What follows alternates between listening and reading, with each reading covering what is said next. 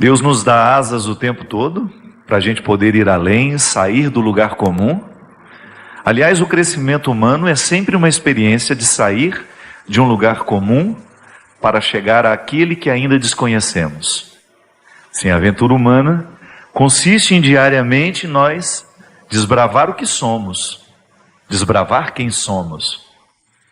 Aquele que descobre o valor do autoconhecimento e identifica quais são as ferramentas do dia a dia que podem favorecer o autoconhecimento, nunca mais vai querer abrir mão desse direito. Aí sim nós temos uma vida de qualidade. Porque uma vida só pode ter qualidade à medida em que ela é refletida. Pode observar, a gente vive mal quando não reflete a vida que vive. Porque nos falta aquele tempo, aquela experiência extremamente positiva de avaliar o que se está vivendo. O domínio de si não é uma conquista que a gente alcança da noite para o dia. Somente no esforço diário de nós investigar quem somos, de ir buscar lá no fundo tudo aquilo que a gente ainda desconhece de nós mesmos. Porque luta melhor consigo mesmo aquele que se conhece. Há sempre um risco, minha gente, de nós fazermos um jogo contrário ao que a gente precisa fazer. É o famoso boicote, que às vezes eu me faço, você se faz, sem que a gente perceba. Nós vamos nos emaranhando, vamos entrando dentro de um contexto de vida extremamente desfavorável a nós. Sim. Buscar as alturas consiste em alcançar o que melhor a vida pode nos oferecer. Só que essas alturas a gente só pode alcançar depois de descer todos os subterrâneos do nosso ser. Só alcança as alturas aquele que teve coragem de descer nos subterrâneos do ser. Lá onde você vai conhecer-se com profundidade, descobrir o seu sistema, como é que funciona o seu sistema, como é que funciona o seu organismo. Sim, porque nós somos diferentes. Tenho certeza que à medida que eu vou falando, você vai pensando na sua vida. Como falta isso para nós? Muito. Nós somos pós-modernos, né? Nós estamos dentro de um contexto onde a comunicação é muito fácil, a gente fala com o outro com uma rapidez muito grande, a gente se desloca com muito mais rapidez. São conquistas, claro, valores, mas que também geram um prejuízo para nós. Porque nós estamos cada vez menos afeitos, menos propensos à experiência do vazio. Que não é aquele vazio desagradável que pode gerar uma depressão, por exemplo, um sofrimento agudo. Não, é o vazio, quando nós experimentamos, é aquele vazio que nos proporciona uma quietude, porque nós não estamos nos preenchendo de nada daquilo que é exterior. Aí você se ocupa da sua solidão, ocupa-se com a sua solidão. É sempre um risco a gente morrer desconhecidos a nós mesmos. Porque o processo do autoconhecimento, ele se confunde com a maturidade espiritual. É a mesma coisa. Se você vai ver a vida dos santos, eles avançaram na vida espiritual e na vida de santidade à medida em que eles tiveram domínio de si mesmos. Embora sejamos humanos, nós temos constituições diferentes. Eu preciso mergulhar nos subterrâneos do meu ser para eu conhecer o meu estatuto. Mergulhar nos subterrâneos do seu ser para ter acesso ao seu estatuto. O estatuto é como se fosse o nosso manual de funcionamento. Só que a vida humana, se a gente não ler bem esse estatuto, que é pessoal, intransferível, a gente nunca vai conseguir fazer essa altura ser uma realidade na nossa vida. Você já parou para pensar que às vezes você não faz uma avaliação da vida que você vive? Vai vivendo sem pensar.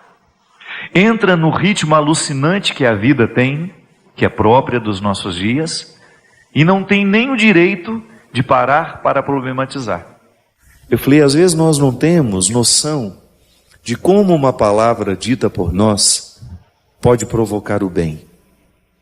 de como uma palavra pode desencadear a paz, a reconciliação. De repente, uma pessoa que você ofendeu, que você machucou, um pedido de perdão que você manda através do WhatsApp. Sabe, olha, me perdoa, eu errei, machuquei você com minhas palavras. Sabe, isso tem um poder. A gente não pode desconsiderar esse poder da palavra.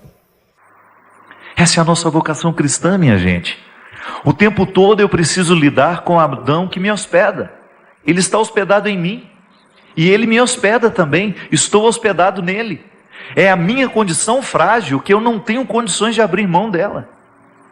Mas por outro lado, eu tenho a vocação crística.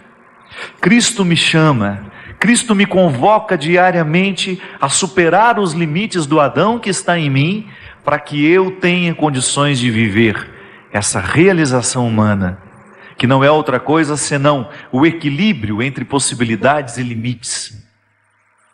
Este equilíbrio que nos torna capazes de mergulhar nos nossos subterrâneos e ao mesmo tempo alcançar as alturas da nossa vocação. Nós não podemos desconsiderar que uma palavra nossa pode fazer viver o que está do outro lado. E a gente sabe que o contrário também é verdadeiro. Nós muitas vezes matamos o outro com a nossa palavra. Nós matamos quando somos rudes, quando mentimos, quando somos grosseiros. Quantas vezes eu vejo a alegria de uma pessoa ir embora porque alguém perdeu a oportunidade de ser educado, só isso. A gente passa pela vida de tantas pessoas, né? E às vezes a gente perde a oportunidade de sermos educados. Só isso. Não é fazer um discurso para o outro, não. É utilizar-se da gentileza. É você poder dizer de maneira delicada, até mesmo o que precisa ser dito de forma mais dura. Há uma forma mais elegante de dizer, de chamar a atenção. A gente pode se adoecer por causa do estilo de vida que a gente tem. Quando eu percebo que vivo uma vida que me desfavorece, eu não posso pensar duas vezes em modificar a estrutura da minha vida. Ter coragem de mexer nas minhas escolhas, cortar na carne aquilo que precisa ser eliminado da minha vida. Outro dia eu estava vendo um especialista em câncer dizendo que 20% do câncer é uma determinação genética. Os outros 80% nascem dos estilos de vida. Vamos fazer uma faxina na nossa alma, vamos fazer uma limpeza nas nossas gavetas espirituais, para que a gente retire todo o excesso que nos priva de ter esse olhar bonito, de ser um ser encantado e de ter cada vez mais uma visão mais ampla das situações e das pessoas, para que a gente possa viver bem. Afinal de contas, seguir Jesus é a gente ser parecido com Ele. É a gente ter um coração semelhante ao dele. É isso que nós queremos. Um coração semelhante ao dele. A começar pela maneira como nós olhamos. Esse olhar que vai ficando cada vez mais amplo, menos preconceituoso, muito mais amoroso. Mais certo do que é certo, do que é errado, mas ao mesmo tempo também paciente com aqueles que escolheram diferente de nós. Quanto mais a gente vai controlando o ser que somos, muito mais Deus vai tendo oportunidade de fazer a sua obra através de nós. Porque é bonito a gente perceber isso. Depois que eu mergulho em mim, eu tenho condições de ficar mais leve e buscar o que é a altura.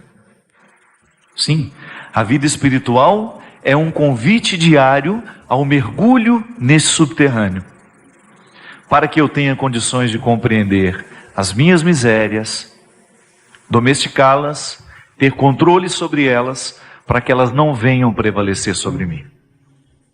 Porque se eu não tenho o controle das minhas misérias, elas me determinarão.